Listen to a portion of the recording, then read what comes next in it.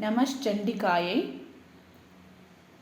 ಇವತ್ತು ನಾವು ದೇವಿ ಮಹಾತ್ಮೆಯ 7ನೇ ಅಧ್ಯಾಯ ಅಂದರೆ ಚಂಡಮುಂಡರ ವಧೆ ಇದನ್ನು ಕೇಳೋಣ. ಋಷಿ ಕಥೆಯನ್ನು ಮುಂದುವರಿಸ್ತಾ ಹೀಗೆ ಹೇಳಿದ. ಚಂಡಮುಂಡನೇ ಮೊದಲಾದ ದೈತ್ಯರು ಚದುರಂಗ ಬಲ ಸಮೇತರಾಗಿ ಆಯುಧಗಳನ್ನು ಎತ್ತಿಕೊಂಡು ಹೊರಟರು. ಅನಂತರ ಅವರು ದೊಡ್ಡ ಬೆಟ್ಟದ ಮೇಲೆ ಚಿಹ್ನದ ಶಿಖರದ ಮೇಲೆ ಸಿಂಹವನ್ನು ಏರಿ ಕುಳಿತು ಸ್ವಲ್ಪ ಮುಗುಳು ನಗೆಯಿಂದ ಕೂಡಿದ ಮುಖವುಳ್ಳ ದೇವಿಯನ್ನು ಕಂಡರು. ಅವರು ಆಕೆಯನ್ನು ಕರೆದುಕೊಂಡು ಹೋಗಲು ಪ್ರಯತ್ನವನ್ನು ಆರಂಭಿಸಿದರು. ಅವರ ಜೊತೆಯಲ್ಲಿದ್ದಂತಹ ಕೆಲವರು ಬಾಣ ಕತ್ತಿಗಳನ್ನು ಮೇಲಕ್ಕೆತ್ತಿದ್ರು. ಅಂಬಿಕೆ ಆ ಶತ್ರುಗಳ ಮೇಲೆ ಕೋಪಗೊಂಡವಳಾದ್ಲು. ಆಕೆಯ ಮುಖ ಕಪ್ಪಾಯಿತು, ಮಸಿಯಂತೆ.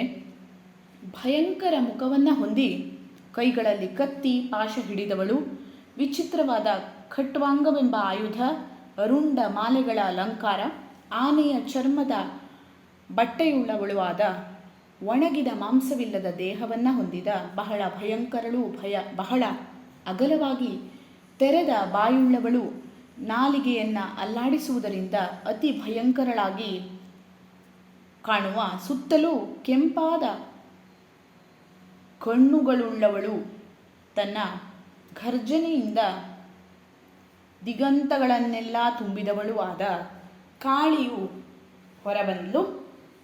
ಆಕೆ ವೇಗದಿಂದ ಮಹಾರಾಕ್ಷಸರನ್ನು ಕೊಲ್ಲುತ್ತಾ ಆ ರಾಕ್ಷಸರ ಸೈನ್ಯದಲ್ಲಿನ ಬಲವನ್ನೆಲ್ಲ ತಿನ್ನಲಾರಂಭಿಸಿದ್ಲು. ಆನೆಯ ಪಕ್ಕದಲ್ಲಿದ್ದ ಭಟರು, ಆನೆಗೆ ಕಟ್ಟಿದ್ದ ಗಂಟೆಗಳು ಎಲ್ಲದರ ಸಮೇತವಾಗಿ ಒಂದೇ ಕೈಯಿಂದ ಆನೆಗಳನ್ನು ಎತ್ತಿ ಬಾಯಿಗೆ ತುರುಕಿಕೊಂಡ್ಳು. ಹಾಗೆಯೇ ಕುದುರೆ ಸಮೇತನಾದ ಯೋಧನನ್ನು, ಸಾರಥಿ ಸಹಿತವಾದ ರಥವನ್ನು ಬಾಯಿಗೆ ಹಾಕಿಕೊಂಡು ಹಲ್ಲಿನಿಂದ ಅಗಿಯುತ್ತಾ ಅತಿ ಭಯಂಕರಳಾಗಿ ಕಂಡಳು. ಒಬ್ಬ ರಾಕ್ಷಸನ ಜುಟ್ಟು ಇನ್ನೊಬ್ಬನ ಕುತ್ತಿಗೆ ಹಿಡಿದು ಮತ್ತೊಬ್ಬನನ್ನು ಕಾಲಿಂದ ಮೆಟ್ಟಿದವಳಾಗಿ ಇನ್ನೊಬ್ಬನನ್ನು ಎದೆಯಿಂದ ತಳ್ಳಿ ಕೆಡವಿದಳು. ಶಸ್ತ್ರಾಸ್ತ್ರಗಳನ್ನು ಕೋಪದಿಂದ ನುಂಗಿದ್ಲು. ಕೆಲವರನ್ನು ಕಬ್ಬಿನಂತೆ ಅಗಿದು ಉಗುಳಿಬಿಟ್ಲು. ದುರಾತ್ಮರಾದ ರಾಕ್ಷಸರ ಬಲವನ್ನು ಆಕೆಯು ಪುಡಿ ಪುಡಿ ಮಾಡಿದ್ಲು. ಕೆಲವರನ್ನು ತಿಂದು ಹಾಕಿದ್ಲು, ಕೆಲವರಿಗೆ ಚೆನ್ನಾಗಿ ಹೊಡೆದ್ಲು. ಕೆಲವರು ಕತ್ತಿಯಿಂದ, ಕೆಲವರು ಆಯುಧದಿಂದ ಬೀಳಿಸಲ್ಪಟ್ಟರು, ಮತ್ತು ಕೆಲವರು ಕೋರೆ ಹಲ್ಲುಗಳ ತುದಿಯಿಂದ ಹೊಡೆಯಲ್ಪಟ್ಟರು. ಹೀಗೆ ರಾಕ್ಷಸರೆಲ್ಲರೂ ನಾಶವಾಗಿ ಬಿಟ್ಟರು. ರಾಕ್ಷಸರ ಬಲವೆಲ್ಲ ಕ್ಷಣ ಮಾತ್ರದಲ್ಲಿ ಕ್ಷೀಣ ಆಯಿತು. ಇದನ್ನು ನೋಡಿದಂತಹ ಚಂಡ ಕಾಳಿಯ ಮೇಲೆ ನುಗ್ಗಿದ. ಭಯಂಕರವಾದ ಕಣ್ಣುಗಳುಳ್ಳ ಆಕೆಯನ್ನು ಆ ಮಹಾರಾಕ್ಷಸನಾದ ಚಂಡ ಬಾಣಗಳ ಮಳೆಯಿಂದಲೂ ಮುಂಡನು ಸಹಸ್ರಾರು ಚಕ್ರ ಪ್ರಯೋಗದಿಂದಲೂ ಮುಚ್ಚಿದ್ರು. ಆ ಚಕ್ರಗಳೆಲ್ಲವೂ ಆಕೆಯ ಮುಖವನ್ನು ಪ್ರವೇಶ ಮಾಡಿದ್ವು. ಅವು ಮೋಡಗಳನ್ನು ಪ್ರವೇಶ ಮಾಡಿರುವ ಸೂರ್ಯ ಬಿಂಬಗಳಂತೆ ಹೊಳೆಯುತ್ತಾ ಇದ್ವು. ಅನಂತರ ಆ ದೇವಿಯು ಕೋಪದಿಂದ ಗಟ್ಟಿಯಾಗಿ ನಕ್ಕಳು.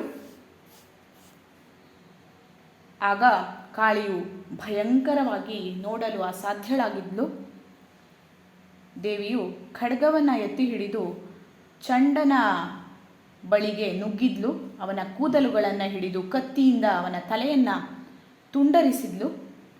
ಚಂಡನು ಬಿದ್ದದ್ದನ್ನು ಕಂಡ ಮುಂಡನು ಆಕೆಯ ಮೇಲೆ ಮುನ್ನುಗ್ಗಿದ. ಅವಳು ಅವನನ್ನು ಕೋಪದಿಂದ ಕತ್ತಿಯಿಂದ ತುಂಡು ಮಾಡಿ ಕೆಳಗೆ ಕೆಡವಿಬಿಟ್ಲು. ಅನಂತರ ಉಳಿದ ಸೈನ್ಯವು ಭಯಪಟ್ಟು ದಿಕ್ಕಾಪಾಲಾಗಿ ಓಡಿಹೋಯಿತು.